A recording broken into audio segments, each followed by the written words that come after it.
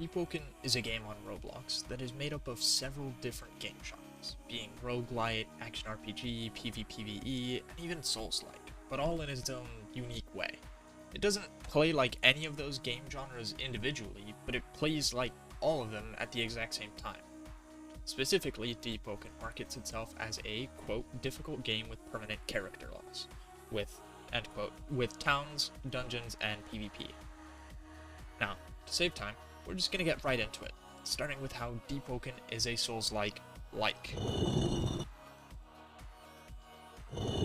It has dodge mechanics, bosses, leveling up, respawning enemies, high difficulty, I mean the list goes on, but it doesn't have everything. According to Vlad Mizanko of Game Rant, it's missing a quarter of the requirements, like checkpoints, stamina, and the rest that are there are only half there. Like respawning enemies, they're not tied to a checkpoint, but instead to time, or bosses being completely optional instead of being part of a bigger story. Now, Deepwoken itself doesn't call itself a Souls-like game, only calling itself a difficult game, but it plays a lot like a Roblox anime version of a Souls-like. And I've heard many people refer to it as playing like a Souls-like. Now, with it being called a Souls-like, it's a game on Roblox, and the average Roblox person is a little bit young, so hearing Souls-like, they are turned away from it because they think they're not going to be able to finish it.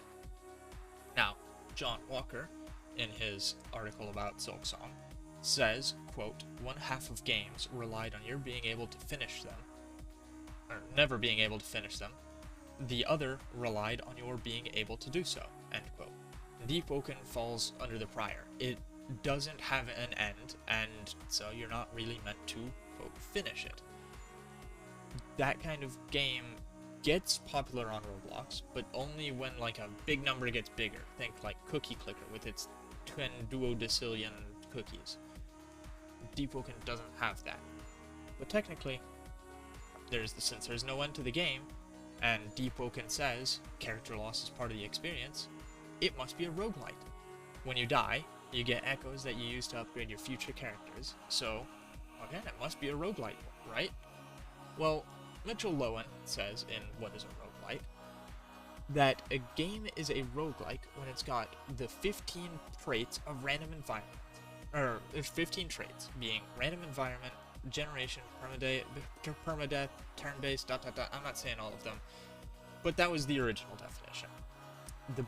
Quote, the Berlin interpretation was made over a decade ago, and since then, the genre has changed and evolved. As a result, the definition is out of date and out of touch with modern roguelikes, and is written far too exclusionary, end quote.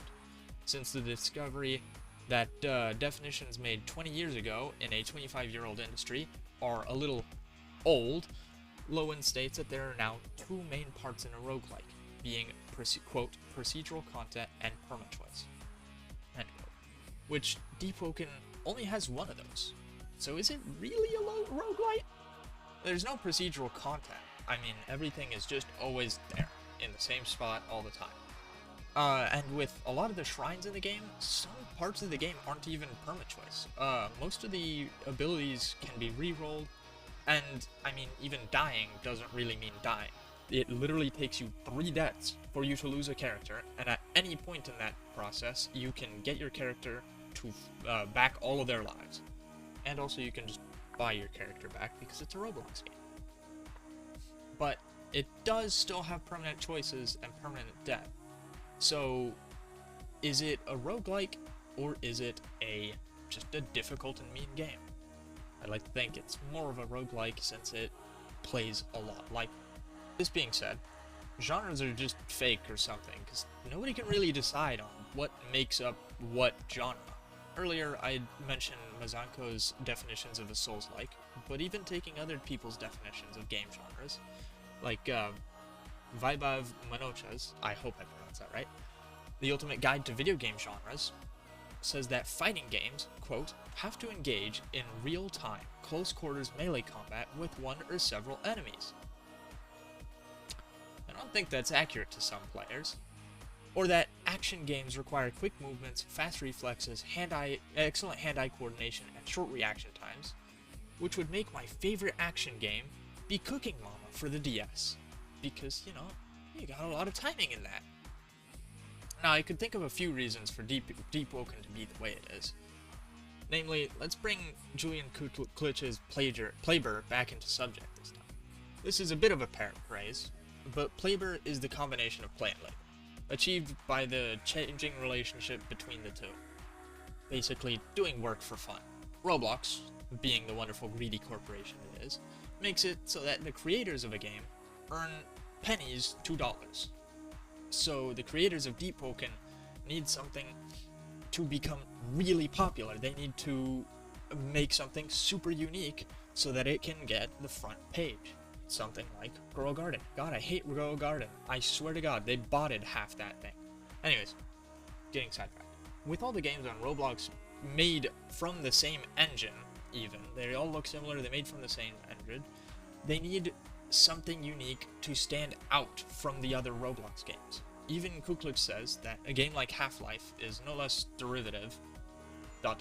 it keeps going, due to the fact that Half-Life was made in another game's engine. But, because it changed so much, it became its own thing. All in all, Deepwoken isn't really one part of a game genre. It is a mix of so many, specifically so that they can stand out and be their own thing. And I think they really did great with that.